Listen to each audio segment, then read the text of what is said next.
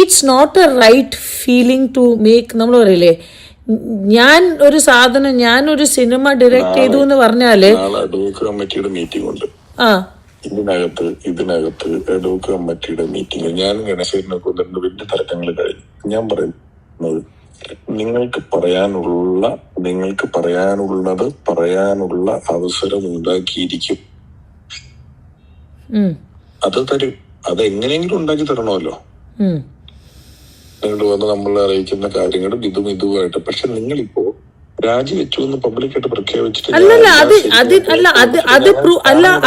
പിഷു, അത് പ്രൂവ് ചെയ്യാൻ എന്റെ അടുത്ത് ഒരുപാട് വീഡിയോസ് ഉണ്ട്. എന്ത് പ്രൂവ് ചെയ്യാൻ? നമ്മുടെ ജനറൽ ബോഡി വീഡിയോസ്, എങ്ങനത്തെ വാക്കുകൾ പറഞ്ഞു എന്ന്. ഒരു സ്ത്രീ തനിച്ചൊരു സ്റ്റേജിൽ 6-7 മണിക്കൂർ ഈ മറ്റേ നമ്മളെ അശ്ലീല വാക്കുകൾ ബാബുരാജ്, ഇടവേള ബാബുവും സിദ്ദിഖയും മറ്റേ സുരേഷ് കൃഷ്ണയും മറ്റേ സാദിഖ, പിന്നെ ഞാൻ പറഞ്ഞുതരാം അപ്പ ഹാജ, പിന്നെ മജീദ് ക, പിന്നെ ആരാണ് മാല പാർവതി, മായ വിശ്വനാഥ്, എല്ലാരും പറയണ കാര്യങ്ങളെല്ലാം അത്ര ക്ലിയറായ ഓഡിയോസും വീഡിയോസും ഉണ്ട് എൻ്റെ അടുത്ത്. അവർ എന്ത് പറയും എന്നറിയാമോ? നിങ്ങൾ ആദ്യം പറയോ ഞങ്ങൾക്ക് കണക്ക് അവതരിപ്പിച്ചില്ല, ഞങ്ങൾ സ്റ്റാർട്ടിങ് അല്ലല്ല മീറ്റിംഗ് തുടങ്ങണേന് മുമ്പ് തന്നെ ബാബുരാജേട്ടൻ തുടങ്ങി. മീറ്റിംഗ് തുടങ്ങണേന് മുമ്പേ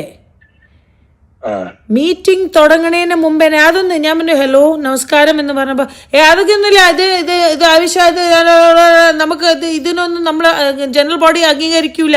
ആദ്യം തന്നെ തുടങ്ങി. പിന്നെ ബാബുരാജേട്ടന്റെ ഓരോ വാക്കുകള്, സിദ്ദിഖാന്റെ ഓരോരോ വാക്കുകള്, പിഷു വേറെ ഏത് സ്ത്രീ ആണെങ്കിലും മനസ്സിലായോ, അത്ര നേരം നിൽക്കൂല.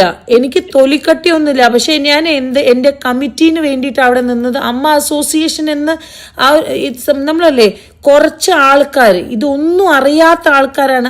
എത്ര മെമ്പേഴ്സ് എന്നെ വിളിച്ചു അറിയോ, എനിക്കൊന്നും ചെയ്യാൻ പറ്റിയില്ല ശ്വേത, സോറി എന്ന് പറഞ്ഞിട്ട് എത്ര മെമ്പേഴ്സ് വിളിച്ചു. ഞാൻ പറഞ്ഞു എനിക്ക് മനസ്സിലായി. പക്ഷെ ഞാൻ പറഞ്ഞു ഇനി ഒരു സ്ത്രീക്ക് സ്ഥാനം കിട്ടുമോ, സ്ത്രീകൾക്ക് ഒരു എന്തെങ്കിലും ഉണ്ടോ, സ്ത്രീകൾക്ക് ഒച്ച ഉണ്ടാക്കാൻ പറ്റാത്ത ഒരു സ്ഥാപനമായി മാറിയിട്ടുണ്ട്. പക്ഷെ ഞാൻ ഇത്രയും ദിവസമായിട്ട് മിണ്ടായിരിക്കുന്നത് പിഷു ഓൺലി ആൻഡ് ഓൺലി ഫോർ അമ്മ അസോസിയേഷൻ. ഈ പറയുന്ന കാര്യം ഇവര് സോഷ്യലി ഡൈവേർട്ട് ചെയ്തു എന്ന് പറഞ്ഞാൽ സ്ത്രീകൾക്ക് ഇനി മിണ്ടാൻ പറ്റുമെന്ന് ചോദിക്കുന്ന സ്ഥലത്ത് ഉണ്ടാക്കുന്നത് സ്ത്രീകളായി പോയി.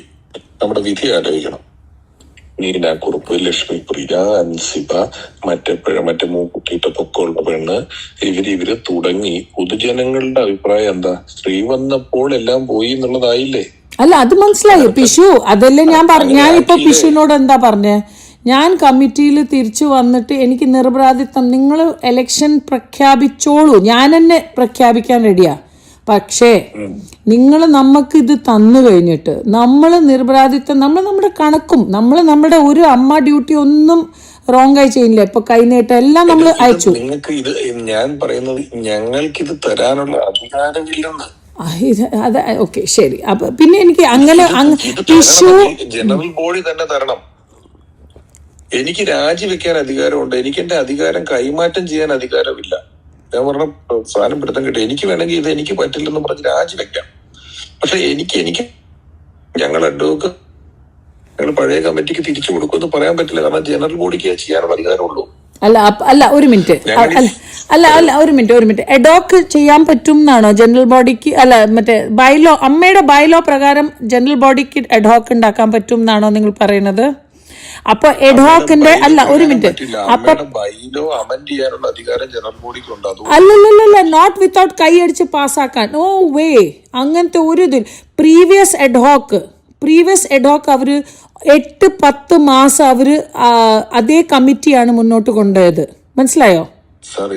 ഇതിന്റെ നിങ്ങൾ വീഡിയോ പ്രോഗ്രാം കാണിച്ചാലും ഉണ്ടായിരുന്ന ഞങ്ങളുടെ പ്രസിഡന്റ് രാജിവെച്ച് പോയി സാഹചര്യത്തിൽ ജനറൽ ബോഡി ഒരു അഡ്വോക്ക് കമ്മിറ്റി ഏൽപ്പിച്ചു എന്നാണ് ഇപ്പോൾ ഇതിപ്പോ വരുന്ന വ്യാഖ്യാനം. അങ്ങനെയല്ലേ വരുള്ളൂ.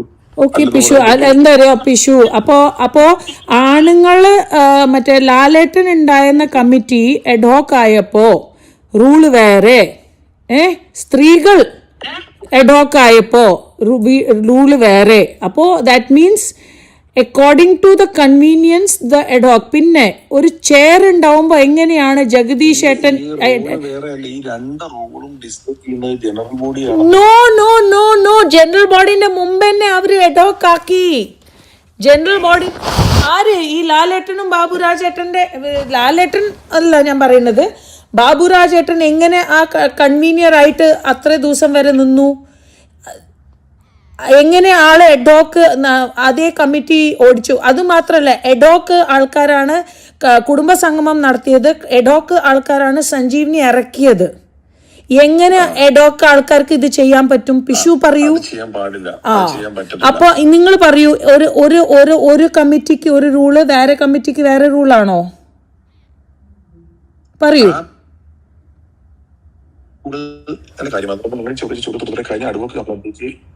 എങ്ങനെ ഈ കുടുംബസംഗമം നടത്താം? പോളിസി ചേഞ്ച് ഒന്നും വരുത്താൻ പാടില്ല. പോളിസി മാറ്റേഴ്സില്ല. പിഷു നിങ്ങൾ ഏത് അഡ്വക്കേറ്റിന്റെ കൂടെ കൺസൾട്ട് ചെയ്യുന്നു? ഞാൻ നിങ്ങളുടെ അഡ്വക്കേറ്റിന്റെ കൂടെ ഇരിക്കാൻ റെഡിയാണ്. അല്ല, നമ്മൾ അഡ്വക്കേറ്റിനോട് സംസാരിച്ചിട്ട് കാര്യമില്ല, അമ്മയുടെ ഉദ്യോഗസ്ഥനോട് സംസാരിക്കണ്ടേ. ഞാൻ പറയുന്നത് സഞ്ജീവനി തുടങ്ങാനുള്ള അധികാരം അഡ്വക്കേറ്റ് കമ്മിറ്റിക്ക് ഇല്ല. തുടങ്ങിയോ നടത്താനുള്ള അധികാരമുണ്ട്. തുടങ്ങി. അപ്പൊ അത് തെറ്റാണോ? ആണ്. അപ്പോ എന്തുകൊണ്ട്? അപ്പോ ഒരു കമ്മിറ്റിക്ക് വേറെ റൂള്, വേറെ കമ്മിറ്റിക്ക് വേറെ റൂള് എങ്ങനെ? പിന്നെ നമ്മളെ വിശ്വാസമില്ലായ്മ എന്ന് പറഞ്ഞ് നമ്മുടെ കമ്മിറ്റിയിൽ വിശ്വാസമില്ലായ്മ എന്ന് പറഞ്ഞിട്ടുണ്ടെങ്കിലും എങ്ങനെയാണ് നമ്മൾക്ക് അടുത്ത ഒരു മേ ബി മാക്സിമം 45 ഡേയ്സിൽ നമ്മൾ ഇത് വിളിച്ചേന്നേ, എലക്ഷൻ നമ്മൾ തന്നെ വിളിച്ചേന്നേ. എങ്ങനെയാണ് കമ്മിറ്റി മാറ്റാൻ പറ്റണത്? എങ്ങനെ? നമ്മൾ ഇതാ ചോദിച്ചത്, 45 ദിവസം കൊടുക്കൂ. ലാലേട്ടനോട് പറഞ്ഞപ്പോൾ ലാലേട്ടൻ പറഞ്ഞു യെസ് ഇത് കൊടുക്കൂ എന്ന് പറഞ്ഞപ്പോൾ എന്തുകൊണ്ട് സിദ്ദിഖ ലാലേ വേണ്ട, ലാലിന്റെ തലയിൽ വരും എന്ന് പറയാനുള്ള ഒരു അധികാരം എന്തിനാണ്? ഈ കുറച്ച് കുറ്റാരോപിതരായ ആൾക്കാർ മാത്രം ഒച്ചമ്പിളി ഉണ്ടാക്കിയത്. പിന്നെ കൊല്ലം തുളസി അങ്കിൾ നമുക്ക് വേണ്ടി പറഞ്ഞപ്പോൾ അങ്കിളുടെ കയ്യിൽ നിന്ന് മൈക്ക് എന്തിനാണ് സിദ്ദിഖ വലിച്ചത്? അനൂപ് ചന്ദ്രൻ എന്തിനാ അടിക്കാൻ പോയത്? എന്തിനാണ് മല്ലിക സുകുമാരൻ ആന്റീന്റെ കയ്യിൽ നിന്ന് മൈക്ക് പിടിച്ചു വലിച്ചത്? മറ്റേ എത്രയോ, ഞാൻ ഇനി എത്ര കാണിക്കണം, എത്രയോ കാര്യങ്ങൾ ഞാൻ കാണിച്ചു തരാം. ഇതെന്താണെന്നറിയോ ശരി, ഇതെല്ലാം ശരി പറയുന്ന കാര്യങ്ങളൊന്നും എനിക്ക് ഉത്തരം അറിയാവുന്നതോ പറയാവുന്നതോ അല്ല. ഞാൻ പിഷുവിനോട് ഞാൻ പറഞ്ഞു തീർന്നില്ല. ഉത്തരം പറയാറില്ല, അല്ലെങ്കിൽ അറിഞ്ഞ നടന്നത് തെറ്റാണ്. അത് നടന്നത് തെറ്റാണ്, ഞാൻ സമ്മതിച്ചു. ഇപ്പൊ നമ്മൾ എന്തുകൊണ്ട് അത് ശ്രദ്ധിക്ക് മേടിച്ചു, എന്തുകൊണ്ട് ബാബുരാജ് പറഞ്ഞു, എന്തുകൊണ്ട് ഇത് ചെയ്തു എന്ന് നമ്മൾ ചോദിക്കുന്നത് പോലെ തന്നെ ഇവര് നമ്മുടെ കഴിഞ്ഞ കമ്മിറ്റിയെ പറ്റി ഇതുപോലൊരു 15 ചോദ്യങ്ങൾ ചോദിക്കുകയാണ്. നമ്മളല്ല, കമ്മിറ്റിയിൽ തന്നെ ഉണ്ടായിരുന്ന അൻസിബയും പൊതുസമൂഹത്തോട് എന്തുകൊണ്ട് അൻസിബയെ മാറ്റി, എന്തുകൊണ്ട് ടിനി ടോമിനെ സപ്പോർട്ട് ചെയ്തു? അപ്പൊ ഞാൻ പറയട്ടെ, എന്തുകൊണ്ട് അൻസിബയും മാല പാർവതി ചേച്ചീനെയും മറ്റേ ഇപ്പൊ ലക്ഷ്മിപ്രിയ എന്തായാലും അമ്മേന്ന് പുറത്തുപോയി, അവള് റെസിഗ്നേഷൻ കൊടുത്തു കഴിഞ്ഞു. അതുകൊണ്ട് വന്നു മെയിൽ കണ്ടു, നമ്മൾ മെയിൽ കണ്ടു. ലക്ഷ്മിപ്രിയന്റെ ഓൾറെഡി മെയിൽ വന്നു കഴിഞ്ഞു. എനിക്ക് ഉപ്പു പരമേശ്വരൻ ഈനാപ്പേരക്കുറിപ്പും കൂടെ മിനിഞ്ഞാന്നിന്റെ തലേന്ന് ഓഫീസിൽ വന്ന വീഡിയോ എടുത്തോണ്ട് പോയിട്ടുണ്ടോ എന്ന് എനിക്ക് സംശയമുണ്ട്. ഏതിന്റെ വീഡിയോ? നമ്മുടെ ലക്ഷ്മിപ്രിയ നീന ഗ്രൂപ്പിനെ കെട്ടിപ്പിടിക്കുന്ന വീഡിയോ. അത് ഇപ്പൊ ഓൺലൈനിൽ വന്നിട്ടുണ്ട്. അതന്നെ ഞാൻ പറയുന്നത്, ഇതൊക്കെയാണ് നടക്കുന്നത് പിഷു.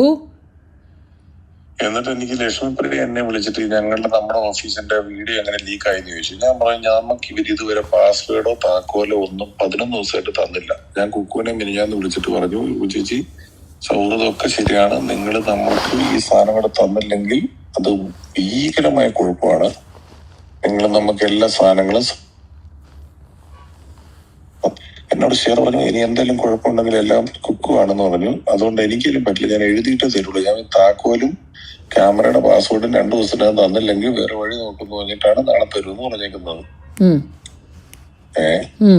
ഇതാണ് ഇതിന്റെ അവസ്ഥ. അപ്പോ രണ്ട് കാര്യം പറയാം. അപ്പൊ നിങ്ങൾ ഇതൊക്കെ ചെയ്തു കഴിഞ്ഞിട്ടുണ്ടെങ്കിൽ നമുക്ക് എങ്ങനെ നിരപരാധിത്വം തെളിയിക്കാൻ പറ്റും? ബിക്കോസ് നമ്മൾ പറയും നമ്മുടെ അപ്പൊ ഞാൻ എന്റെ തലയിൽ എന്തായാലും എടുക്കൂല. നിങ്ങളുടെ തലയിൽ നിങ്ങൾക്ക് കാര്യങ്ങൾ സമയത്ത് കണക്കിന് കുഴപ്പമില്ലെന്നുള്ളതാണ് നിങ്ങളുടെ നിരപരാധിത്വം. അല്ല, അതുണ്ട്. പക്ഷെ നമ്മുടെ സമയത്തുള്ള മറ്റേ കണക്കാണല്ലോ നമ്മൾ തെളിയിക്കേണ്ടത്. നമുക്ക് നമ്മൾ അവിടെ ഇരുന്നിട്ട് നമ്മൾക്ക് April 1 തൊട്ടിട്ട് March 31 വരയ്ക്കുള്ള കണക്ക്, അല്ലാതെ നമ്മൾ ജൂൺ 20 ആ കണക്കിൽ കുഴപ്പങ്ങൾ ഇല്ലെന്നല്ലേ നിങ്ങൾ പറഞ്ഞ? കുഴപ്പങ്ങളില്ലെങ്കിൽ നിങ്ങൾ നിരപരാധിയാണല്ലോ. അല്ലല്ല, നമ്മളുടെ കണക്കിലല്ല ഞാൻ പറഞ്ഞത്. ബാബുരാജ് ഏട്ടന്റെ കണക്കിൽ ഒരുപാട് കുറ്റങ്ങളുണ്ട്. ആ,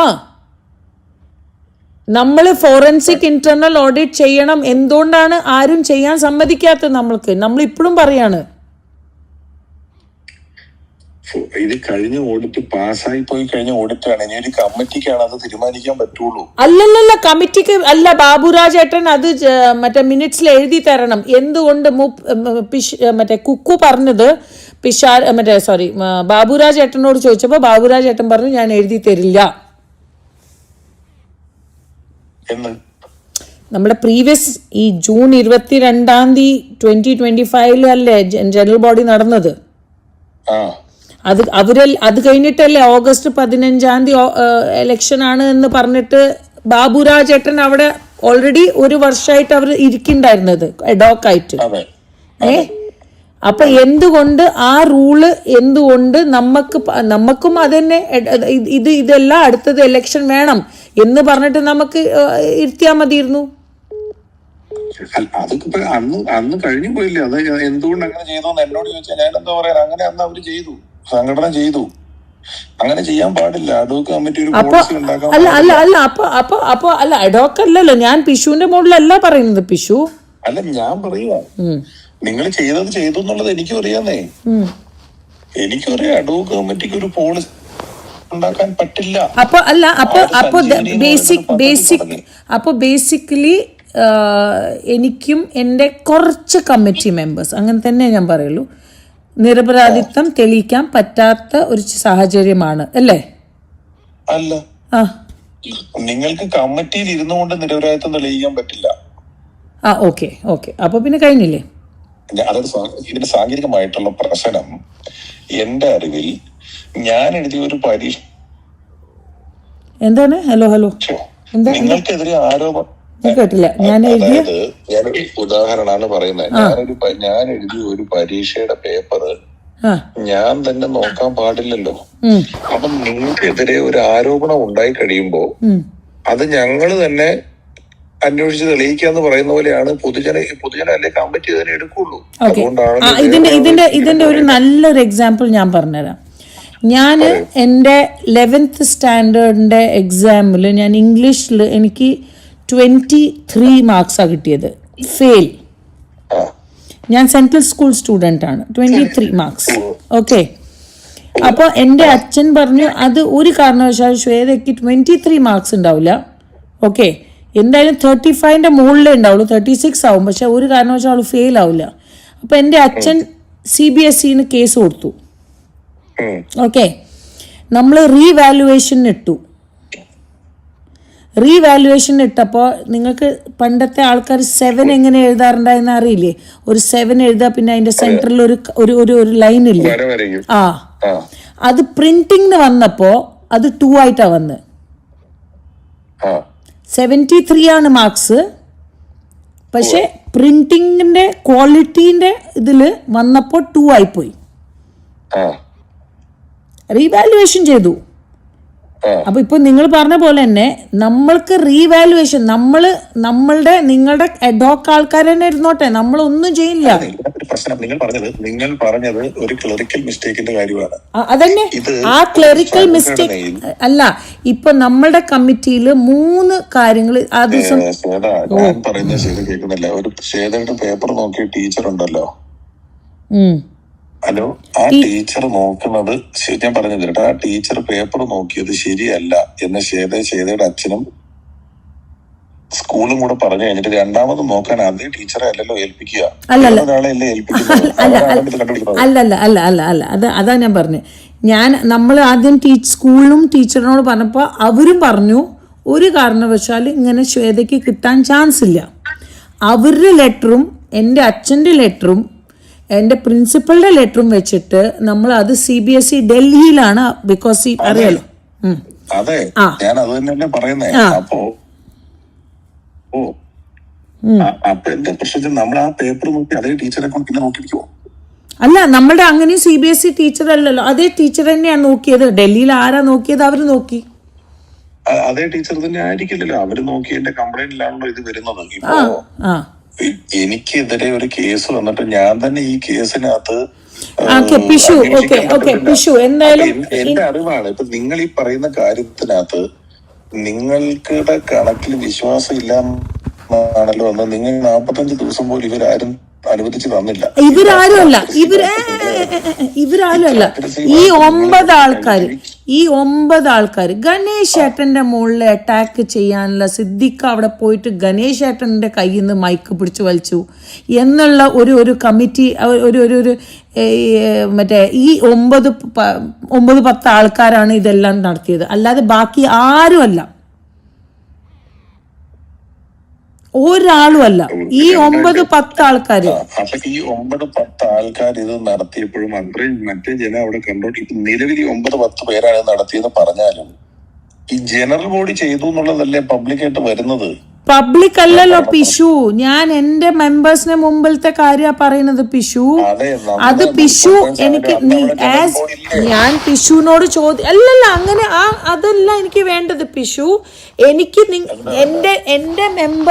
എന്റെ മെമ്പേഴ്സിന്റെ മുമ്പിലല്ല ഇതെല്ലാം പബ്ലിക്ലി പറഞ്ഞ് നമ്മുടെ കുറച്ച് മെമ്പേഴ്സ് അവരുടെ മുകളിൽ എന്ത് നിലപാട് എടുക്കുന്നു എന്നാണ് ഞാൻ ചോദിക്കുന്നത്. നമ്മളുടെ മെമ്പേഴ്സ് പബ്ലിക്ലി പോയിട്ട്. അയ്യോ, ഞാൻ അതല്ല പറഞ്ഞത്. നമ്മുടെ ഈ സിദ്ദിഖ് 9 പേരൂടെയാണ് നിങ്ങളെ രാജിവെപ്പിച്ചതെന്ന് പറഞ്ഞാലും ടെക്നിക്കലി അത് ജനറൽ ബോഡി ചെയ്തു എന്നല്ലേ വരുള്ളൂ. അപ്പോ ബേസിക്കലി നിരപരാധിത്വം അമ്മ അസോസിയേഷൻ ചെയ്യാൻ ഹെൽപ്പ് ചെയ്യാൻ റെഡി അല്ല.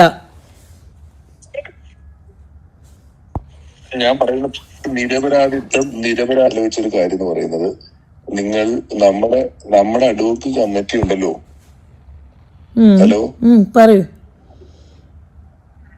നമ്മുടെ അഡ്വക്കറ്റ് കമ്മിറ്റി ഇപ്പൊ കൂടുന്നെടുത്ത് നിങ്ങൾക്ക് ഈ ഒരു ഇത്ര മാസത്തെ കൃത്യമായ ഒരു കണക്ക് നമ്മുടെ മുന്നിട്ട് തന്നിട്ട് ഇതിനകത്ത് എന്താ കുഴപ്പമെന്ന് പറ. നമ്മൾ നോക്കുമ്പോ അതിനകത്ത് ഒരു കുഴപ്പമില്ല. ജനങ്ങളെയും നമ്മുടെ അംഗങ്ങളെയും നിങ്ങളോടും ഇതിനകത്ത് ഒരു കുഴപ്പമില്ല, ഈ പറഞ്ഞ പ്രശ്നങ്ങൾ ഈ കണക്കിലില്ല എന്ന് പറയേണ്ടുന്നത് നമ്മളല്ലേ. നിങ്ങളുടെ അഡ്വോക്കിൽ ഇരിക്കുന്ന മറ്റേ സാദിഖയും സുരേഷ് കൃഷ്ണയും അന്ന് നമുക്ക് തീരെ വിശ്വാസമില്ല, ബിക്കോസ് അത് ബാബുരാജ് ഏട്ടന്റെ ആണ്. അന്ന് കള്ളു കുടിച്ചിട്ട് ആണ് ആ ദിവസം ഉണ്ടായിരുന്നത്. അല്ല, ഞാൻ അവിടെ ഇരിക്കുമല്ലേ, ഞാൻ അവിടെ ഇരിക്കുന്നത് ഇതിലൊന്നും പ്രസക്തി ഇല്ലല്ലോ. ഞാൻ ഇതിനകത്ത് അപ്പൊ കണക്ക് നമ്മളോട് രഞ്ജിത്ത് പറഞ്ഞു കണക്ക് തരില്ലാന്ന്.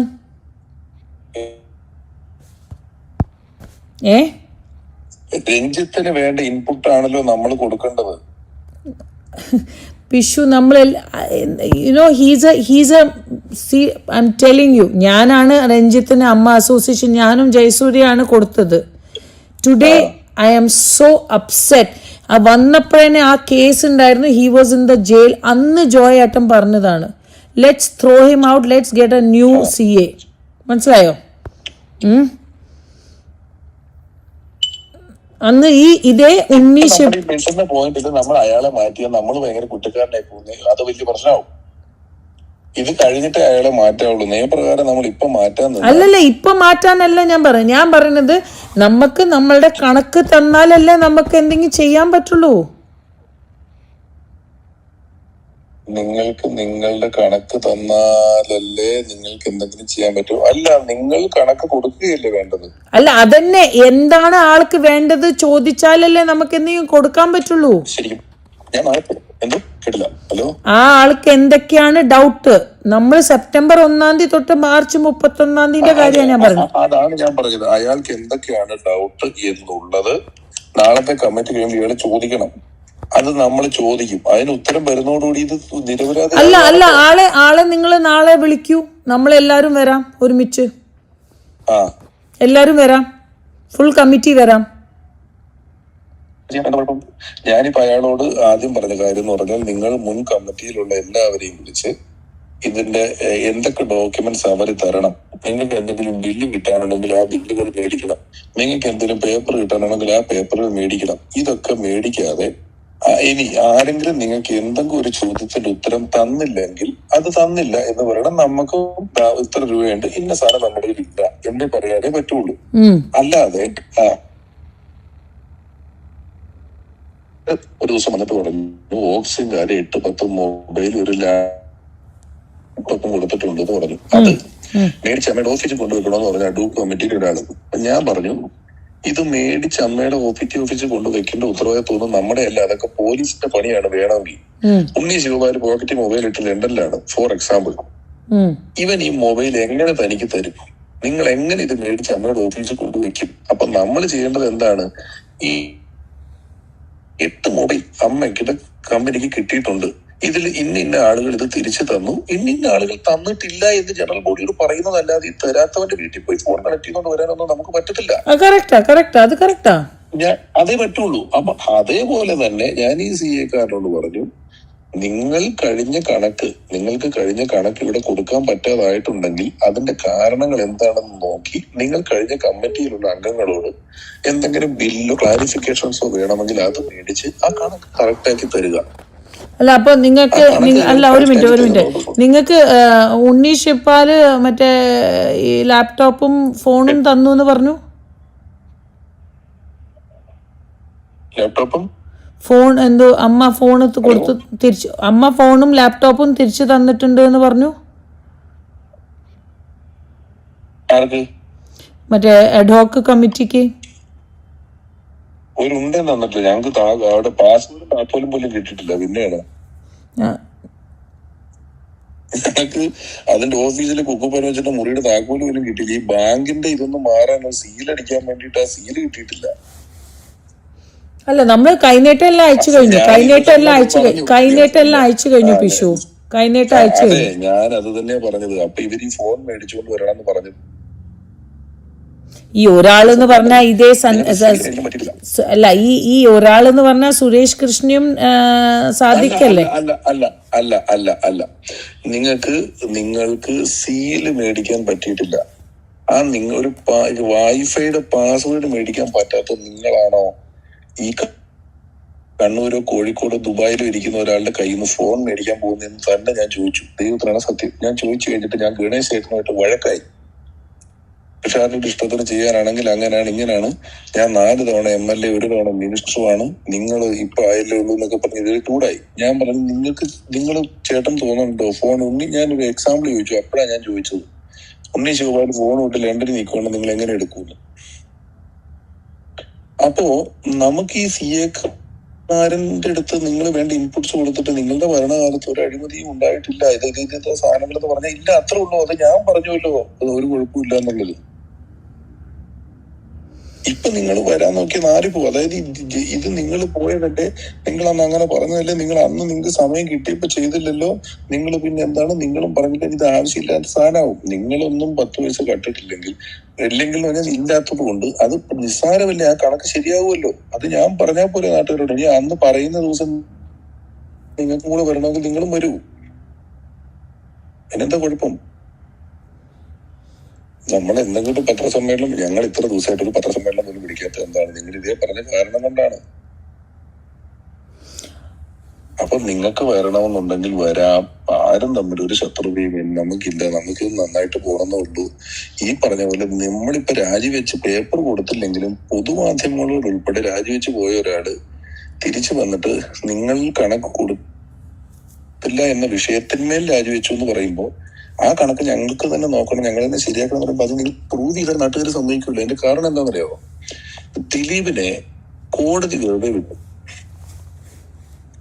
എന്നിട്ട് നാട്ടുകാർ സമ്മതിക്കുന്നുണ്ടോ? നാട്ടുകാർ, അതാണ് ഞാൻ പറയാം. അപ്പൊ നിങ്ങൾ ഇതിനകത്ത് വന്ന് നിങ്ങളിത് ശരിയാക്കി കഴിഞ്ഞാൽ അത് അവര് വന്ന് അവര് തന്നെ എല്ലാം കള്ളക്കണക്ക് ഉണ്ടാക്കി ശരിയാക്കി എന്നുള്ള പേര് നിങ്ങൾക്ക് വരുമ്പോ നിങ്ങൾ ശരിക്കും സ്ട്രാറ്റജിക്കലി നിങ്ങൾ അകത്ത് വന്ന് കണക്ക് ശരിയാക്കാന്ന് പറയുന്നത് വലിയ ബുദ്ധിയല്ല എന്നുള്ള പക്ഷമാണ് എനിക്കുള്ളത്. നിങ്ങൾ ഇതിനകത്ത് നിന്ന് കണക്ക് ശരിയാക്കുക. അവർക്കാണോ പാട്? അവര് വന്ന് അവരുടെ CA-കാരന് കള്ളവില്ലുണ്ടാക്കിയത് മറ്റൊരു ഏജൻസി അല്ലെങ്കിൽ മറ്റു 4 പേര് നോക്കിയിട്ടൊന്നും ഇല്ല എന്ന് പറയുന്നതല്ലേ അതിനേക്കാളും പവർഫുൾ എന്നാ ഞാൻ ചോദിക്കുന്നത്. അല്ലാതെ നിങ്ങൾ വന്ന് ചെയ്താൽ നമ്മുടെ കമ്മിറ്റിക്കാർ പോലും സമ്മതിക്കില്ല. ഇവരത് ചെയ്തു, ഇവര് തന്നെ കള്ളക്കണക്കുണ്ടാക്കി ഈ കണക്കൊക്കെ തട്ടിച്ചു എന്ന് വളരെ എളുപ്പത്തിൽ പറഞ്ഞുകൂടെ? ഇതിനകത്തൊന്നും നിങ്ങൾ ചെയ്തിട്ടില്ലെന്ന് ഉറപ്പല്ലേ? 2 million times 2 million times sir, പിന്നെ നമുക്ക് എന്താ, നമ്മളവിടെ ഇരിക്കുള്ളൂ. നമുക്കത് ബിക്കോസ് ഈ സൈൻ ചെയ്ത ഞാൻ പറയട്ടെ, ഈ ജനറൽ ബോഡിയിൽ മാത്രമാണ് ഞാൻ ആദ്യമായിട്ട് കോൺട്രാക്ട് സൈൻ ചെയ്തത്. ഓക്കെ, അത് മിനിറ്റ്സിൽ. പക്ഷേ ഞാൻ മിനിറ്റ്സിലൊന്നും സൈൻ ചെയ്തിട്ടില്ല പിഷു. ഞാൻ മിനിറ്റ്സ് വായിച്ച് കേട്ടാൽ മാത്രമേ ഞാൻ സൈൻ ചെയ്യുള്ളൂ. എനിക്ക് കുക്കുവിന്റെ മിനിറ്റ്സിന് വിശ്വാസമില്ല. ഓക്കെ, ഞാൻ അല്ല പിഷു, ബിക്കോസ് ഞാൻ ഉന്നയിച്ച ഒരുപാട് കാര്യം ഫസ്റ്റ് മീറ്റിംഗിൽ അൻസിബ പറഞ്ഞ തൊട്ടിട്ടുള്ള എല്ലാ കാര്യങ്ങളും നമ്മളെല്ലാം കമ്മിറ്റി എല്ലാവരും വരാൻ റെഡിയാണ്. ഫുൾ കമ്മിറ്റി ഇൻക്ലൂഡിങ് ജോയിന്റ് ജയേട്ടൻ എല്ലാവരും. ബിക്കോസ് നമ്മളെ ക്രൂശിച്ച ഒരു രീതി ഈ 9-10 ആൾക്കാരുണ്ടല്ലോ, അത് വേറെ. ബിക്കോസ് ഞാൻ എന്തായാലും ഈ ഇപ്പൊ പിഷു പറഞ്ഞ കാര്യം എന്തായാലും ഞാൻ എൻ്റെ കമ്മിറ്റി മെമ്പേഴ്സിനോട് പറയും. ഓക്കെ, ബിക്കോസ് എനിക്ക് ഇത് അല്ല, ഇപ്പൊ ഈ കണക്കിന്റെ കാര്യം തന്നെ നിങ്ങൾ എന്താ അല്ലല്ല ബാക്കിയൊന്നും പറയില്ല ഞാൻ. എനിക്ക് അത്ര അത് പറയും. ഇതാണ് പിഷു പറഞ്ഞത്. നാളെ എന്തായാലും നമ്മളെന്താണെന്ന് പ്ലാൻ എന്ന് എനിക്കറിയില്ല. പക്ഷെ ഞാൻ നിങ്ങൾ തന്നെ വന്ന് കണക്ക് ശരിയാക്കി എല്ലാം പറഞ്ഞു വരുമ്പോ നാട്ടുകാർ ഒറ്റ വരി ഇത് മുഴുവൻ കള്ളക്കണക്കാന്ന് പറയും. പുറത്തുനിന്ന് ഒരു ഏജൻസി അല്ല. പക്ഷേ പിഷു ഞാൻ ഇപ്പോഴും അമ്മ അസോസിയേഷനിൽ ഒരു മെയിൽ അയക്കാൻ പോവാണ്. ഫോറൻസിക് ഇന്റേണൽ ഓഡിറ്റ് ചെയ്തില്ലെങ്കിൽ ഒരു കാരണവശാലും പിഷു എന്താ പറയുക കള്ളത്തരം മനസ്സിലാവില്ല. ഒരുപാട് അഴിമതികൾ നടന്നിട്ടുണ്ട്. ഞാൻ വേണമെങ്കിൽ പിഷു ഏതെങ്കിലും, എനിക്കറിയാം ഇപ്പം നല്ല ബിസിയാണ്, ഞാനൊരു 5 ക്ലയൻസിനെ ഞാൻ വേണമെങ്കിൽ നിങ്ങളെ ഇൻട്രൊഡ്യൂസ് ചെയ്യാം. അവർ ക്യാഷ് കൊടുത്തിട്ടുണ്ട്. ലാസ്റ്റ് ഇവർ ക്യാഷ് കൊടുത്ത കാര്യം ക്യാഷ് നടത്തി നീ ക്ലയന്റ് പബ്ലിക്കായിട്ട് പറയൂല ശ്വേത. പബ്ലിക്ലി അല്ല, ഞാൻ പിഷുവിനോട് പറയാണ്. അത് കറക്റ്റ് ആണ്. അത് എനിക്കറിയാലോ. ഇത് ഞാൻ പറയുന്ന പ്രശ്നം എന്താണെന്നറിയാമോ? 2 ലക്ഷത്തിന് മേളിൽ ഒരാൾ ക്യാഷ് കൊടുത്തു ഒരിക്കലും ഒരു മറ്റൊരാളോ സമ്മതിക്കില്ല. പക്ഷെ 2 ലക്ഷത്തിന് കൊടുത്ത് ഒരുപാട് ആൾക്കാരുണ്ട്. 2 ലക്ഷം 3 ലക്ഷം കൊടുത്തിട്ട് 1 ലക്ഷം അവനത് പറയില്ല. അല്ല, അത് അറിയാം. അമ്മയിൽ പലതും ബാർട്ടർ സമ്പ്രദായമായിരുന്നു. നിങ്ങൾ ഒരു സഹോദരൻ അമ്മയിൽ വെച്ച് ഒരെണ്ണം എന്റെ വീട്ടിൽ വെച്ചു. ഇത് നമുക്ക് എങ്ങനെ പ്രൂവ് ചെയ്യാൻ പറ്റും? അതന്നെയാണ് നമുക്ക് എല്ലാവർക്കും അറിയാം ഇത് ചെയ്തിട്ടുണ്ടെന്ന്. ഇതെങ്ങനെ പ്രൂവ് ചെയ്യും? ഒന്നും ചെയ്യാൻ പറ്റത്തില്ല. അപ്പൊ ഞാൻ പറഞ്ഞത് ഇതിൽ നടത്തിയിട്ടുണ്ട്. നടത്താൻ കഴിവുള്ളതും കമ്മീഷൻ മേടിച്ചിട്ടും അല്ലാതെ ഇല്ലാതെയൊക്കെ കൊണ്ടുപോയിട്ടുണ്ട്. പക്ഷെ നമ്മൾ കണക്കെടുത്ത് നോക്കിക്കഴിഞ്ഞാൽ ഇതിനകത്ത് വേറെ വിഷയം. നിങ്ങൾ ഈ പറയുന്ന സാധനങ്ങൾ ഒന്ന് കണക്കന്വേഷിച്ചാൽ ഇതിൽ ഒരു ചാരിറ്റബിൾ ട്രസ്റ്റിന് ചെയ്യാൻ പാടില്ലാത്ത കാര്യങ്ങൾ ഇതിനകത്ത് വരും. ഇപ്പൊ ഡോക്ടർ റോണി വിഷ്ണു ഉണ്ണികൃഷ്ണന്റെ കമ്പനി GST തന്നില്ല എന്ന് പറഞ്ഞു. പക്ഷേ എക്സ് കാറ്റഗറി എന്ന് പറയുന്ന ഒരു കാറ്റഗറിയിൽപ്പെട്ട മരുന്നുകൾക്ക് പ്രിസ്ക്രിപ്ഷനിലുള്ള ആളുടെ പേരിൽ മാത്രമേ ബില്ലടിക്കാവൂ. ഞാനൊരു കാര്യം ഞാൻ അന്വേഷിച്ചപ്പോൾ മനസ്സിലാക്കുന്ന കാര്യങ്ങളാണ് പറയുന്നത്. അപ്പം ഒരു പ്രത്യേക കാറ്റഗറിയിലുള്ള മരുന്നുകൾക്ക് ബില്ല് അമ്മയുടെ പേരിൽ അടിക്കാൻ പാടില്ല. 1. 2, ചാരിറ്റി ചെയ്തതിന് GST ക്ലെയിം ചെയ്യാൻ പാടില്ല. ഇപ്പം റോണി എന്ന് പറയുന്ന ആള് പറഞ്ഞ വാദം ഇവിടെ പ്രശ്നമാവും. ഞാനൊരു ഉദാഹരണം പറഞ്ഞതാ. വിഷ്ണുവിന്റെ കമ്പനി GST തന്നില്ലെന്ന് റോണി ഭയങ്കര സ്ട്രോങ് ആയിട്ട് ഒരു ദിവസം എന്നോടും പറഞ്ഞു. ഞാൻ ഉടനെ തന്നെ ഇതുമായി ബന്ധപ്പെട്ട് അന്വേഷിച്ചു. അവര് പറഞ്ഞു, സാർ നമ്മൾ GST കൊടുക്കുന്നുണ്ട്. ഒരു പർട്ടിക്കുലർ മരുന്നുകൾ സാധനങ്ങൾ ഇതിന് പ്രിസ്ക്രിപ്ഷനിലുള്ള അയാളുടെ പേരിൽ ഞങ്ങൾ ബില്ല് ജനറേറ്റ് ചെയ്താൽ മാത്രമേ ഞങ്ങൾക്ക് GST കൊടുക്കാൻ പറ്റുള്ളൂ. ചാരിറ്റബിൾ സംഘടന GST എടുക്കാൻ പാടില്ല. ഇപ്പൊ റോണി പറഞ്ഞ ഒരു സാധനം മാറിയില്ലേ? ഇങ്ങനെ ഓരോ സ്ഥലങ്ങളിൽ നമ്മളിപ്പൊ പറയുന്നത്, അതായത് ശ്വേത ഇപ്പം അല്ല ഒരു മിനിറ്റ് അപ്പൊ പിന്നെ എന്തുകൊണ്ടാണ് നമ്മുടെ CA പറഞ്ഞത് ഓരോ കാര്യത്തിനും നമ്മൾ GSTയും TDSും ചെയ്യണം എന്ന്? അവനും ഇത് അറിയത്തില്ലായിരിക്കും. അതാണ് അപ്പൊ നമ്മള് ഞാൻ പറയട്ടെ, നമ്മള് കേട്ടോ, ഇപ്പോ ശ്വേത ടിനി ഞാൻ ഈ ടിനിക്ക് വേണ്ടി അൻസിബയോടും ടിനിയുടെ വക്കീലിനോടും ടിനിയോടും സംസാരിച്ച സമയം ഉണ്ടായിരുന്നെങ്കിൽ എന്റെ ജീവിതം നന്നായേനെ. ഇപ്പൊ ഞാനൊരു ഉദാഹരണം പറയാണ്. അൻസിബയും ടിനിയും തമ്മിലുള്ള വഴക്കിൽ ബാക്കി എല്ലാ കേസും അൻസിബ ഫൈറ്റ് ഇല്ല കേസ്. എന്നിട്ട് ഈ ഒരൊറ്റ കാര്യം ഞാൻ പറഞ്ഞു എന്നൊരൊറ്റ കാര്യം കൊണ്ട് അൻസിബ ഫയൽ ചെയ്തില്ല. അവസാനം നാളെ കോടതിയിൽ ഹാജരാകണം എന്നുള്ള ദിവസമായി വക്കീല്. കേൾക്കുന്നുണ്ടോ? അങ്ങനെ വക്കീലിന്റെ ദിവസം ഞാൻ അൻസിബയുടെ വക്കീലിനെ വിളിച്ചു. പറഞ്ഞോന്നറിയില്ല. അൻസിബയുടെ വക്കീലിനെ വിളിച്ച് സംസാരിച്ചപ്പോ ഞാൻ പറഞ്ഞു, ചേട്ടാ ഇതൊരു ഓവർ ഹിയറിംഗ് കേസാണല്ലോ, നാളെ ഒരു 4 കൊല്ലം കഴിഞ്ഞിട്ട് ടിനി ടോം ഇങ്ങനെ ഇത് ടിനി ടോമിനെതിരെ തെളിവില്ല എന്നും പറഞ്ഞ് ഈ ടിനി ടോമിനെ വെറുതെ വിട്ടാൽ അന്ന് ഈ അൻസിബ 4 കൊല്ലെന്ന് ചോദിച്ചു. ഇയാളൊറ്റ ഷൗട്ട് ചെയ്തു, നിങ്ങൾ 4 കൊല്ലം കഴിഞ്ഞാൽ ഞാൻ ഈ കേസ് തോറ്റു പോകുമ്പോൾ നിങ്ങൾ എന്ത് ന്യായം വെച്ചാൽ ഐ ഹാവ് ദ പ്രൂഫ്, നിങ്ങൾക്ക് എന്ത് ലോ അറിയാം, അങ്ങനെ ഇങ്ങനെ ഇങ്ങനെ കുറെ നേരം ഉണ്ടായിരുന്നിട്ട് ഞാൻ ചോദിച്ചു, ചേട്ടാ ഒരു കോർട്ടിലെ കേസ് എന്നുള്ള നിലയിൽ 1% ചാൻസ് ഉണ്ടാക്കി തരാൻ പറ്റുമല്ലേ നോക്കാൻ? അതുണ്ട്. ഞാൻ പറഞ്ഞു മതി, ആ 1% സംഭവിക്കുന്നെങ്കിൽ നിങ്ങൾ എന്ത് ചെയ്യുമെന്ന് ചോദിച്ചു. അത് കഴിഞ്ഞിട്ട് ഞാൻ ടിനിയുടെ വക്കീലിനെ വിളിച്ചു. ടിനി എന്നോട് ഒത്തുതീർപ്പാക്കണം എന്ന് കരഞ്ഞ് ടിനിയുടെ ഭാര്യ വിളിച്ച് കരഞ്ഞിട്ടാണ് ഞാൻ ടിനിയുടെ വക്കീലിനെ വിളിക്കുന്നത്. ടിനി കോൺകോളിലാണ്. ടിനിയുടെ വക്കീലിനെ വിളിച്ചിട്ട് ഞാൻ പറഞ്ഞു, അൻസിബയുടെ വക്കീലിനോട് ഞാൻ സംസാരിച്ചു, ഇവർ ഒത്തുതീർപ്പാക്കാൻ റെഡിയാണ് പറഞ്ഞപ്പോ ടിനിയുടെ വക്കീല് പറഞ്ഞു, അൻസിബ നീ മേലാൽ എവിടെയും ടിനി ടോമിനെ പറ്റി ഞാൻ അനാവശ്യം പറയില്ല എന്ന് എഴുതി ഒപ്പിട്ട് കൊടുക്കണമെന്ന്. നടക്കുന്ന കാര്യമാണേ. അൻസിബ ടിനി മാപ്പ് പറയണമെന്ന് പറഞ്ഞപ്പോ ഞാൻ അൻസിബയോട് പറഞ്ഞു, ടിനി മാപ്പ് പറയില്ല, പറഞ്ഞ അവൻ ചെയ്തു എന്നായി പോകും. ഇത് അറിയാണ്ട് എനിക്ക്, കാരണം ടിനി പബ്ലിക്കായിട്ട് മാപ്പ് പറയണമെന്ന് എന്നോട് അൻസിബ പറഞ്ഞപ്പോ ഞാൻ അൻസിബയോട് പറഞ്ഞു, അൻസിബ അങ്ങനെ പറയരുത്, അങ്ങനെ പറഞ്ഞ എന്നോട് ചെയ്തു എന്ന അർത്ഥം. അങ്ങനെ ചെയ്തു എന്നാണെങ്കിൽ പിന്നെ അൻസിബയ്ക്ക് കേസില്ലെങ്കിൽ പോലും ഈ സമൂഹത്തിൽ മതസ്പർദ്ധ വളർത്താൻ നോക്കി എന്നും പറഞ്ഞ് ആർക്കും വേണേ കേസെടുക്കാൻ പറ്റും ഇതിനെതിരെ, സ്വമേധയാ കേസെടുക്കാം. അപ്പൊ അതുകൊണ്ട് അവൻ അത് പറയില്ല എന്ന് ഞാൻ പറഞ്ഞ ഈ കഥ ടിനിക്കറിയാം.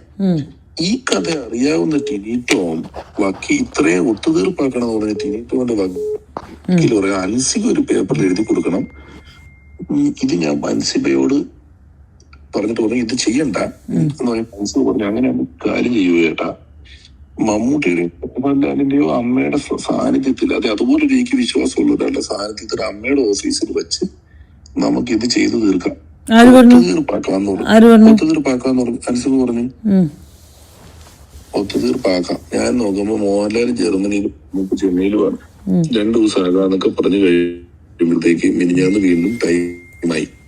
കോടതി വിളിക്കുമല്ലോ ദിവസങ്ങളിൽ, ഫയൽ ചെയ്തിട്ടേക്കുമല്ലേ. അൻസിബ ഇന്നലെ കൊണ്ടുപോയി അതും കൂടെ കേസാക്കി. ടിനി എന്നെ വിളിച്ചിട്ട് പറഞ്ഞു, അതെന്താ നിങ്ങൾ അന്ന് പറഞ്ഞിട്ട് ഇത് കൊണ്ടുപോയി? ഞാൻ പറഞ്ഞു, ടിനിച്ചേട്ടാ അന്ന് ഞാനത് എങ്ങനെയെങ്കിലും തീർക്കാൻ പോകുമ്പോ നിങ്ങളുടെ വക്കീലാണോ പറഞ്ഞ അൻസിബ എഴുതി ഒപ്പിട്ട് തന്നോന്ന്? എവിടെയും കൊണ്ടൊരു പേപ്പറിൽ ഞങ്ങൾക്ക് രണ്ടിനും അങ്ങോട്ടും ഇങ്ങോട്ടും പരാതിയില്ല എന്ന് ഒപ്പിടുന്നതിന് പകരം ഈ വക്കീലന്മാർക്ക് സെലിബ്രിറ്റി കേസ് കിട്ടിയത് അവര് വിടില്ല, ആഘോഷിക്കും. ഇത് പറഞ്ഞു. ഞാൻ ചോദിക്കട്ടെ, നിങ്ങളൊരു മാന്യത കൊണ്ടും സന്തോഷം കൊണ്ടും നിങ്ങൾ ടിനിയെ പബ്ലിക്കായിട്ട് സപ്പോർട്ട് ചെയ്ത ആളാണ്.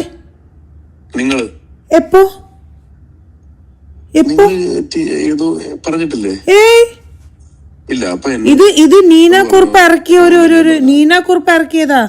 ഒരു കാരണവശാലും ഞാൻ ടിനി ടോമിനെ എതിരായിട്ടോ സപ്പോർട്ട് ചെയ്തിട്ടോ ഒന്നും പറഞ്ഞിട്ടില്ല. ടിനി ടോം എന്റെ വിഷയമേ അല്ല. അപ്പൊ എനിക്ക് കണ്ടല്ലോ അല്ല. അപ്പോ ഞാൻ പറയാം, ഞാനിത് ഒരു വശത്താണ് തീർത്തത്. ഞാനൊരു വശത്തുനിന്ന് ഷമീഖിനെ വിളിച്ചു. ലക്ഷ്മിപ്രിയ ഇന്നലെ എന്നെ വിളിച്ചിട്ട് എന്ന് പറഞ്ഞ പെണ്ണിന്റെ കൂട്ടത്തിൽ ദുബായി പോയ കഥയും മറ്റേതും മറിച്ചത് കേട്ട് ഞാൻ ആത്മഹത്യക്ക് ശ്രമിക്കാൻ പോയി എന്നും പറഞ്ഞ് ലക്ഷ്മിപ്രിയ നിൽക്കുന്നു. അൻസിബ സംസാരിക്കുന്നു. ഞാൻ ഇതെല്ലാം ഒരു സൈഡിൽ കൂടെ നീക്കി പിടിക്കുന്നുണ്ട്. ഇതിന്റെ എല്ലാം വെച്ച് എന്റെ ഒരു അനുഭവം വെച്ചിട്ട് നിങ്ങളുടെ നിരപരാധിത്വം എന്ന് പറയുന്നത് നമ്മുടെ കമ്മിറ്റിയിലിരുന്ന് ഞങ്ങൾക്കൊരു കണക്കിലൊരു തെറ്റും കിട്ടാതിരുന്നിട്ട് അതിലൊരു തെറ്റുമില്ല എന്ന് ഞങ്ങൾ പറയുന്നിടത്താണ് നിങ്ങൾ പൂർണ്ണമായും നിരപരാധികളാവുന്നത്. നിങ്ങൾ തിരിച്ചു കയറി അന്വേഷിക്കാന്ന് പറഞ്ഞാൽ സമ്മതിക്കില്ല ഇവിടുത്തെ ആളുകൾ. ഇനി നിങ്ങൾ പറഞ്ഞ അഡ്വോക്ക് കമ്മിറ്റിക്ക് ഈ പറഞ്ഞ കഴിഞ്ഞ കമ്മിറ്റി ഈ കമ്മിറ്റിക്ക് എന്താ രണ്ട് നിയമം എന്നുള്ള ചോദ്യം വാലിഡാണ്. നിങ്ങളൊരു കോർട്ട് വഴി പോയാൽ അത് വാലിഡാണ്, കേൾക്കുന്നുണ്ട് 100% വാലിഡാണ്. എനിക്കൊരു സംശയമില്ല. പക്ഷെ നിങ്ങൾ കോർട്ട് വഴി പോയില്ലോ എന്നൊന്നും എനിക്കറിയത്തില്ല. പിഷു എൻ്റെ ഇതെന്താ അറിയോ, ഞാനൊരു കാര്യം പറയട്ടെ പിഷു, എനിക്ക് ഞാനിപ്പോ റോണിയുടെ കാര്യം അല്ല ഞാൻ ഒരു കാര്യം പറയാം. ഈ അമ്മ അസോസിയേഷൻ എന്ന് പറഞ്ഞാൽ കുറച്ച് ആൾക്കാർക്കേ ഉള്ളൂ വികാരം, മനസ്സിലായോ? എനിക്കിതൊരു വികാരമാണ്. I am very proud because CINTAA പോലെ ഒരു അസോസിയേഷൻ്റെ ഭാഗമാണ് ഞാൻ. എനിക്കറിയാം അവർ ഒരു കുന്തും ചെയ്യാറില്ല. അതുകൊണ്ടാണ് ഞാൻ ഇത്രയും ദിവസമായിട്ട് ഇത്. പക്ഷെ ഓരോ ദിവസം ഈ പെൺകുട്ടി അമ്മ അസോസിയേഷൻ്റെ ഒരു മെമ്പറായ എന്നെ, ഓക്കെ, അപ്പോൾ ഞാൻ അമ്മ എന്നും പുറത്തായി എന്ന് നിങ്ങൾ വിചാരിക്കുന്നുണ്ടെങ്കിൽ എന്ത് വേണമെങ്കിൽ ചെയ്യാം, അപ്പോൾ ശ്വേതയ്ക്ക് എന്ത് വേണമെങ്കിൽ ചെയ്യാം എന്നുള്ള ഒരു ഫ്രീഡം തന്നാൽ ഞാൻ ഇപ്പോൾ ഇറങ്ങാം ഒരു രംഗത്ത്. പക്ഷെ ഞാൻ എന്തുകൊണ്ടാണ് മിണ്ടായിരിക്കുന്നത്? ഈ എല്ലാ ദിവസം ഇതേ അല്ല, അത് പിഷു ഞാൻ ഇപ്പോഴും പറഞ്ഞത്, ഞാൻ ഇപ്പം ലാലേട്ടൻ റിസൈൻ ചെയ്തു എന്ന് എഴുതി തന്നിട്ടുണ്ട്, മനസ്സിലായോ? When he left as from presidentship എന്ന്. അപ്പൊ ഞാൻ ഇതുവരെയ്ക്കും തന്നിട്ടില്ല. എവിടെ തന്നു? ആർക്ക് കൊടുത്തു? ഞാൻ ഇതുവരെയ്ക്കും അല്ലാതെ എൻ്റെ കമ്മിറ്റീൻ്റെ ഒരു മെമ്പറും, എൻ്റെ കമ്മിറ്റി മെമ്പർ ആണെങ്കിലും ആരാണെങ്കിലും, ഓക്കെ, അപ്പോൾ ആരും സൈൻ ചെയ്തിട്ടില്ല, ഒരാളും സൈൻ ചെയ്തിട്ടില്ല. ഈ സൈൻ ചെയ്യുന്ന ആൾക്ക് ഞാൻ ഇപ്പോഴും പറയുന്നത്, അതുകൊണ്ടാണ് ഞാൻ ഒരു കാരണവശാലും എനിക്ക് വിശ്വാസമില്ലാത്തതിൻ്റെ ഒരു ഇത് ദാറ്റ് ഇത് നമ്മൾ സൈൻ ചെയ്ത് എല്ലാം തന്നു കഴിഞ്ഞാൽ നാളെ നിങ്ങൾ പറയും നിങ്ങളല്ലേ തെറ്റ് ചെയ്തത് എന്ന് പറഞ്ഞാൽ, നിങ്ങളുടെ കമ്മിറ്റിയല്ലേ തെറ്റ് ചെയ്ത്. അതിന് ഞാൻ ഒരു കാരണവശാലും I will not take that risk. അത് എൻ്റെ ജീവിതത്തിൽ എൻ്റെ പേഴ്സണാലിറ്റി. ഞാൻ ഇതിനകത്ത് വിഷയം എന്താന്ന് വെച്ച് കഴിഞ്ഞാൽ, പിന്നെ എവിടുന്നാണ് ഈ BJPന്റെ ഒരു ഇത്? സത്യം പറഞ്ഞാൽ ആദ്യമായിട്ട് നിങ്ങൾ എന്നോട് ആ ദിവസം നമ്മളുടെ തിരുവല്ല പ്രോഗ്രാമിൽ പറഞ്ഞപ്പോൾ ഞാൻ ഓർമ്മല്ലേ നിങ്ങൾ പറഞ്ഞത്? അന്ന് ഞാൻ പറഞ്ഞതാണ് പിഷു, ഞാൻ BJP ഒന്നും അല്ല. ഇത് എവിടുന്നാണ് ഈ BJP വന്ന്? ഇപ്പൊ ഞാൻ പറയാ കോൺഗ്രസിലെങ്കിലും എന്നെ മിനിസ്റ്റർ ബാബുരാജിനോട് ഞാൻ ചോദിച്ചു. ഞാൻ ബാബുരാജിനോട് ചോദിച്ചു, നിങ്ങൾ എന്തിനാണ് അവര് BJPക്ക് ആളെ കൊടുക്കുന്നു എന്ന് പറഞ്ഞത്? ഇപ്പൊ ബാബുരാജ് എന്നോട് പറഞ്ഞു ഞാൻ അങ്ങനെ പറഞ്ഞിട്ടില്ല. ഞാൻ ചോദിച്ചു എന്റെ വീഡിയോ അയച്ചുതരാം. അങ്ങനെ ആരോപണമുണ്ടല്ലോ ആണ് ഞാൻ പറഞ്ഞത്. ഞാൻ 1 കോടി എടുത്തിട്ടുണ്ട് കാൻഡിഡേറ്റ്സ് കൊടുക്കാൻ വേണ്ടി എന്ന് നിങ്ങൾക്കെതിരെ ആരോപണം ഉണ്ടെന്ന് പുള്ളി പറയുന്നത്. ആരോപണം പറഞ്ഞാൽ എന്ത് പറഞ്ഞ അങ്ങനത്തെ ഒരു കാര്യം പറയണമെങ്കിൽ പൊതുവേദിയിൽ അങ്ങനെ പറയണമെങ്കിൽ അത് പ്രൂഫ് ഇല്ലാതെ, ഞാൻ അതാ പറഞ്ഞ I will see you in the court. ഞാൻ പറഞ്ഞ അന്ന് ഞാൻ ജനറൽ ബോഡി ആരോപണം പറയാൻ പ്രൂഫ് വേണ്ട. നമ്മുടെ ലോയിൽ ആരോപണം പറയാൻ പ്രൂഫ് വേണ്ട. നോ പക്ഷെ ആള് എന്നെ പേഴ്സണലി പറയണതും പൊതുവേദിയിലും പറയണതും, പൊതുവേദിയിൽ പറയാനും പ്രൂഫ് വേണ്ട. അതെ ഓക്കെ ഫൈൻ.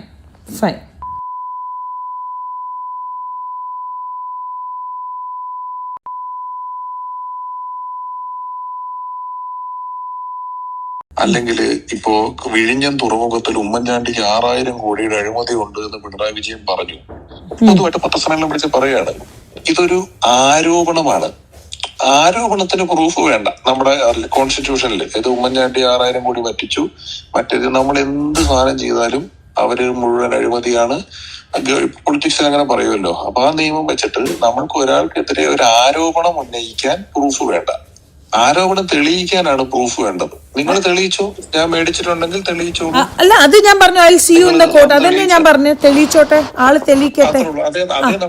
അതേ നമുക്ക് ചെയ്യാൻ പറ്റുള്ളൂ. അപ്പൊ ബാബുരാജന്റെ വാദം, ബാബുരാജനോട് പറഞ്ഞു എനിക്കെതിരെ ഒന്നുമില്ല, ഞാൻ ആരോപണം പറഞ്ഞിട്ടുള്ളൂ. അത് കഴിഞ്ഞ് മൂപ്പര് ടിനി ടോമിനോട് പറഞ്ഞു ഇത് ശ്വേത മേനനല്ല നമ്മളുടെ ഉന്നമായിരുന്നത്, നമ്മളുടെ ഉന്നമായിരുന്നു കുക്കു. എവിടെങ്കിലും കുക്കു എന്ന വ്യക്തിനെ ഇവരാരെങ്കിലും, I doubt and I seriously believe that she was part of the crime to sabotage our committee. അത് ഞാനല്ല, ജോയേട്ടനോട് ചോദിച്ചോളൂ, ഏത് നമ്മളുടെ കമ്മിറ്റി മെമ്പേഴ്സിനോട് തന്നെ ചോദിച്ചോളൂ. ടുഡേ ഐ ആം ടെലിംഗ്, ഞാൻ വിചാരിച്ച പോലെ ഒന്നും പെർഫോം ചെയ്യാത്ത ഒരാളാണ്. അല്ല, അത് പെർഫോമൻസ് അല്ല ഞാൻ പറഞ്ഞു. ഞാൻ ഒരു കാര്യത്തിലും പുള്ളി ഇടപെട്ടില്ല സാർ. അയാൾ എല്ലാ കാര്യത്തിലും അഭിപ്രായം പറയുന്ന ധീരനായ ഒരാളാണെന്ന് ഞാൻ വിചാരിച്ചു. അല്ല, ആ ദിവസം സ്റ്റേജിൽ പറഞ്ഞല്ലോ ദാറ്റ് നമ്മുടെ ട്രഷറർ അബ്സ്കോണ്ടർ ആണെന്ന്. അതൊരു സത്യമില്ല, അത് പറയാൻ ഇത്ര ധൈര്യം വേണം. അല്ല പുള്ളി പൊതുവെ ചെയ്യുന്ന ശക്തിയിൽ നിങ്ങൾക്കൊരു പിന്തുണ ആയില്ല, പൊതുവെ ഒന്ന് സൂക്ഷിച്ചു. അല്ല, അത് കറക്റ്റ് ആണ്. സി അതൊക്കെ പിഷു, ഞാൻ പറഞ്ഞില്ലേ, ഞാൻ ഒരു കമ്മിറ്റീൻ്റെ പ്രസിഡന്റ് ആയിരുന്നു, the committee which was having no ഐക്യം. ഓക്കെ, ആയിക്കോട്ടെ. അത് എന്തായാലും ഒരു കാര്യം ചെയ്യാം, ഞാനിപ്പോ നാളത്തെ മീറ്റിംഗ് കഴിഞ്ഞ കാര്യങ്ങൾ പറയാം. എത്ര മണിക്കാണ് മീറ്റിംഗ്? 11 മണി. 11 മണിക്ക് അമ്മ ഓഫീസിലോ? ഞാനൊന്നും ഇന്ന് വരെ മീഡിയസിനോടൊന്നും പറഞ്ഞിട്ടില്ല. 11 o'clock. എനിക്ക് മീഡിയസ് നല്ല ഈ ലോകത്താരെയും വിശ്വാസം ഇല്ലാതായോ? അല്ലല്ല, അത് പിഷു. അപ്പൊ പിന്നെ പിഷു ലൈക്ക് യുനോ, ഞാൻ അന്നും പറഞ്ഞ പോലെ എനിക്ക് ഒരു അപ്പനേ ഉള്ളൂ, അന്നും എന്നും. അതല്ല ഞാൻ പറയുന്നത്, തനിക്ക് മനസ്സിലാവുന്നില്ല. ഞാൻ പറഞ്ഞത് ഇപ്പൊ നമ്മള് നാളെ, നിങ്ങളിപ്പോ നിങ്ങളുടെ ഗ്രൂപ്പില് നാളെ മീറ്റിംഗ് കഴിഞ്ഞ് കാര്യം പറയാന്ന് പറഞ്ഞു. അത് എന്തുകൊണ്ടാണ് കുക്കു നമ്മളുടെ ഗ്രൂപ്പിൽ ഇട്ടിട്ടുണ്ട് ദാറ്റ് നമുക്ക് നാളെ ഇവരെ കാണാൻ പോകുന്നുണ്ട് എന്ന്. അപ്പൊ പിഷു സാധനങ്ങൾ തരാൻ വേണ്ടി കുക്കു എപ്പോ വരാൻ പറ്റുന്ന ചോദിച്ചു. അപ്പൊ കുക്കുവിനോട് പറഞ്ഞു 9 മണിക്ക് കൊണ്ട് തന്നോളാൻ പറഞ്ഞു. അപ്പൊ മീറ്റിംഗ് ഉണ്ടാവില്ല, ഞാനും ഗണേശേട്ടനും മാത്രമേ കുക്കുവിനെ കാണുള്ളൂ. മീറ്റിംഗിനിടെ കുക്കു വരാൻ പാടില്ല. അവിടെ മീറ്റിംഗ് തുടങ്ങുന്നതിന് മുമ്പ് അമ്മയുടെ നിങ്ങൾ അവിടെ കൊണ്ട് താന്ന കുക്കുവിനോട് പറഞ്ഞേക്കുന്നത്. പിടുത്തം കിട്ടിയോ? അപ്പൊ നമ്മള് ആ 9 മണിക്ക് നമ്മക്കും വരണെങ്കിലോ? നമ്മക്കും വരണെങ്കിലോ?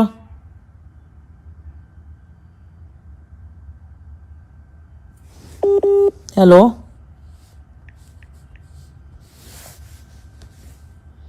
Hello Joy, hello hello hello hello. ഇതിപ്പോ സാധനങ്ങൾ കൈമാറാൻ വേണ്ടിട്ടില്ല, നാളത്തെ മീറ്റിംഗ് കഴിയട്ടെ എന്നിട്ട് ഓപ്പറേറ്റ് ചെയ്യണ്ടെന്നുള്ളത്. ഓക്കെ. അപ്പൊ ഈ എലക്ഷൻ എപ്പോഴാ ചെയ്യണത് നിങ്ങള്? അതൊക്കെ നാളത്തെ മീറ്റിംഗ് കഴിഞ്ഞേ തീരുമാനിക്കുള്ളൂ. ശരി, ഓക്കെ. ഞാൻ 4 മാസത്തിനകം ചെയ്യാന്ന് പറഞ്ഞപ്പോ ഇവര് പറഞ്ഞത് കഴിഞ്ഞ അഡ്വോ കമ്മിറ്റി 1.5 കൊല്ലം ഇരുന്നു, അടുത്ത ജനറൽ ബോഡി എന്നൊക്കെ പറയാം. അതിന് പറ്റൂല, എനിക്ക് അത്ര ഇരിക്കാൻ പറ്റൂല എന്ന് പറഞ്ഞാൽ ഏകദേശം 4 മാസത്തിനകം നടത്തണമെന്ന് പറഞ്ഞു.